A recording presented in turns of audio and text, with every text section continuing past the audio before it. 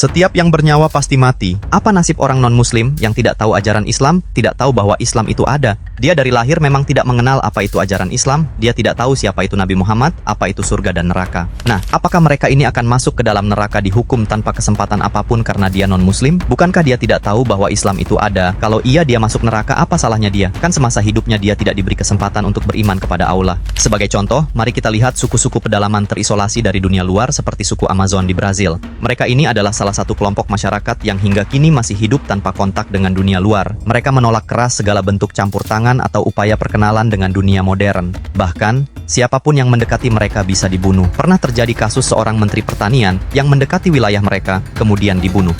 Bagaimana kita melihat hal ini dari perspektif Islam? Apakah mereka yang tidak pernah mendengar Islam akan masuk neraka, padahal dia tidak tahu bahwa Islam itu ada? Inilah pertanyaan besar yang akan kita jawab bersama-sama insya Allah. Dalam ajaran Islam, Allah dikenal sebagai Maha Adil dan Maha Penyayang. Dua sifat ini sangat penting untuk dipahami, terutama ketika kita berbicara tentang nasib manusia di akhirat, termasuk nasib orang-orang non-muslim. Dalam surah An-Nisa ayat 40 menerangkan, sesungguhnya Allah tidak menzalimi seseorang walaupun sebesar zarah. Ini berarti, Allah akan memberikan balasan yang adil kepada setiap manusia, sesuai dengan amal mereka, kesempatan yang mereka dapatkan, dan pengetahuan yang mereka miliki. Mari kita pikirkan bersama. Jika Allah Maha Adil, mungkinkah seseorang yang tidak pernah mendengar tentang Islam, tetapi hidup dengan amal baik, akan dihukum begitu saja? Bagaimana dengan mereka yang hanya mengenal agama lain, namun menjalani hidup penuh kebaikan? Dalam ajaran Islam, kita semua tahu setiap muslim pasti masuk surga. Tetapi perlu diperhatikan bahwa setiap muslim belum tentu langsung masuk ke dalam surga.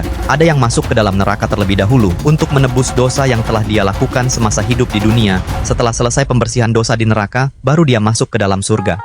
Beberapa hal yang bisa membawa seseorang masuk ke dalam surga. Yang pertama dan yang paling penting, beriman kepada Allah dan Rasul-Nya. Yang kedua, amal saleh. Setelah iman, amal perbuatan seseorang akan menjadi penentu. Allah memerintahkan kita untuk melakukan amal saleh dan berakhlak baik.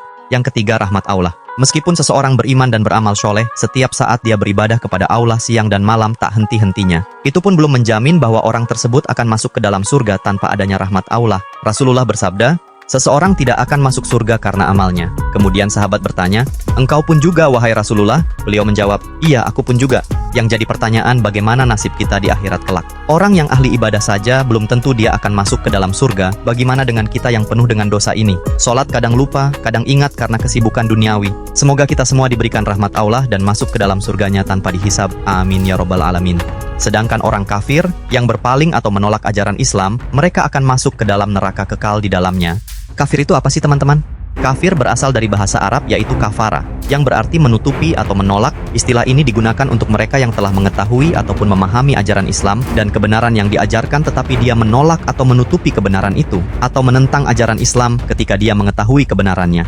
Lalu bagaimana nasib orang kafir yang beramal baik semasa di dunia? Apakah dia tetap masuk ke dalam neraka? Jawabannya iya, karena dia berpaling menolak kebenaran dalam ajaran Islam. Bukankah Allah itu Maha Adil? Bagaimana balasan orang kafir yang berbuat baik semasa hidupnya? Jadi seperti ini, ketika ada orang kafir yang berbuat baik, entah itu bersedekah, menolong orang, atau perbuatan baik lainnya, maka Allah akan membalas kebaikan tersebut langsung di dunia. Dan dia tidak akan mendapat balasan di akhirat atas perbuatan baik mereka lakukan semasa di dunia.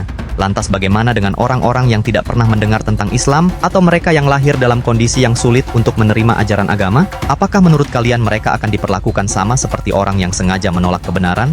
Untuk menjawab pertanyaan ini, mari kita perhatikan sebuah kisah dari Rasulullah Shallallahu Alaihi Wasallam. Suatu ketika setelah sebuah peperangan, banyak tentara musyrik yang menjadi tawanan perang. Di antara para tawanan itu, ada seorang ibu yang sedang gelisah mencari anaknya. Ketika ia menemukan anaknya, ia langsung memeluknya erat dan tampak begitu tenang. Rasulullah lalu bertanya kepada para sahabat, menurut kalian, apakah ibu ini akan melemparkan anaknya ke dalam api? Para sahabat menjawab, tidak mungkin. Ya Rasulullah, demi Allah, ia tidak akan melemparkan anaknya ke dalam api. Rasulullah SAW kemudian bersabda, sungguh, Allah lebih sayang kepada hambanya daripada ibu ini sayang kepada anaknya. Subhanallah, ini adalah pelajaran penting, bahwa Allah Subhanahu wa Ta'ala lebih sayang kepada hamba-hambanya daripada kasih seorang ibu kepada anaknya. Jadi, kita tidak perlu khawatir bahwa Allah akan menzalimi siapapun, bahkan kepada orang-orang yang tidak pernah tahu tentang Islam sekalipun. Karena Allah Maha Adil. Biar lebih mudah memahami, sekarang kita bagi menjadi 3 jenis golongan orang non-muslim. Jenis yang pertama, yaitu orang yang sudah tahu tentang Islam.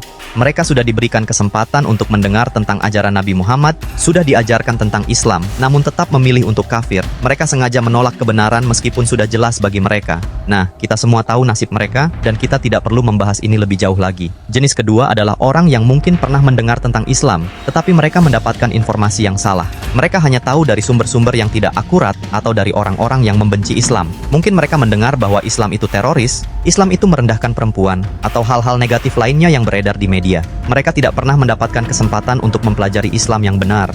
Jenis ketiga, mereka yang benar-benar belum pernah tahu tentang Islam. Mungkin mereka tinggal di tempat yang sangat terpencil, di mana tidak ada teknologi atau komunikasi modern. Mereka tidak tahu bahwa ada agama bernama Islam, tidak pernah mendengar kata Muslim, tidak pernah tahu tentang Al-Quran. Mengenai nasib orang-orang dari golongan kedua dan ketiga ini, ulama memiliki dua pendapat. Pendapat yang pertama, orang-orang ini akan langsung masuk surga di hari kiamat, dia tidak dihukum oleh Allah. Mereka termasuk dalam golongan ahlul fatrah, yaitu orang yang hidupnya pada masa kekosongan Nabi, sehingga ajaran agama yang benar belum sampai kepada mereka, atau dia tidak pernah mendengar ajaran agama yang benar sebelumnya, atau dia tidak tahu bahwa ajaran Islam itu ada. Pendapat yang kedua, mereka akan diuji di hari kiamat. Ujian ini akan menentukan apakah mereka akan masuk surga atau tidak, tergantung pada ketaatan dan ketulusan mereka dalam menjalani ujian tersebut. Akan ditampakkan kepada mereka neraka, dan Allah akan memerintahkan mereka masuk ke dalam neraka. Dan apabila dia masuk ke neraka, maka api tersebut akan terasa sejuk bagi mereka, dan apabila dia membangkang, maka dia tidak akan selamat. Dari Al-Aswad bin Sari bahwasanya Nabiullah Shallallahu Alaihi Wasallam bersabda, ada 4 jenis orang di hari kiamat nanti, yaitu orang tuli yang tidak mendengar apapun, orang idiot, orang pikun, dan orang yang mati di masa fatrah. Orang tuli berkata, wahai Robku, telah datang Islam tapi aku tidak mendengar apapun tentang hal itu. Adapun orang idiot berkata, wahai Robku, Islam telah datang sementara anak-anak melempariku dengan kotoran. Kemudian orang pikun ia berkata, wahai Robku, telah datang Islam hanya aku tidak bisa memahami sama sekali. Lalu orang di masa fatrah berkata, wahai Robku, tidak ada utusanmu yang mendatangiku. Lalu Allah mengambil perjanjian dengan mereka agar mereka benar-benar taat kepadanya. Lantas Allah mengutus malaikatnya untuk mengatakan, masuklah kalian ke dalam neraka. Demi zat yang jiwa Muhammad berada di tangannya, kalaulah mereka memasuki api tersebut, api itu akan menjadi dingin dan menyelamatkan mereka. Hadis riwayat Ahmad. Jadi sahabat, sebuah cerita, kita tidak perlu khawatir tentang nasib orang-orang yang belum pernah mengenal Islam, karena Allah Maha Adil. Allah tidak akan menzalimi hambanya. Mereka yang belum diberi kesempatan di dunia, pasti akan diuji di akhirat. Yang sebenarnya perlu kita khawatirkan adalah diri kita sendiri, karena kita sudah mengenal Islam. Kita sudah tahu tentang Allah, Rasulnya, dan Al-Quran. Kita sudah diberi kesempatan untuk beriman dan beramal soleh. Namun sayangnya masih banyak perilaku kita yang lalai. Lalai dalam sholat, dalam menuntut ilmu, dan dalam beramal kebaikan. Kita sudah mendapat kesempatan, maka di akhirat apa alasan kita nanti? Semoga Allah Subhanahu wa Ta'ala memberi kita hidayah, memberi kita kekuatan untuk istiqamah dalam menjalankan ajarannya, dan semoga kita semua termasuk dalam golongan orang-orang yang beriman dan beramal soleh, yang mendapatkan rahmatnya, dan masuk ke dalam surganya tanpa dihisab. Amin ya rabbal alamin.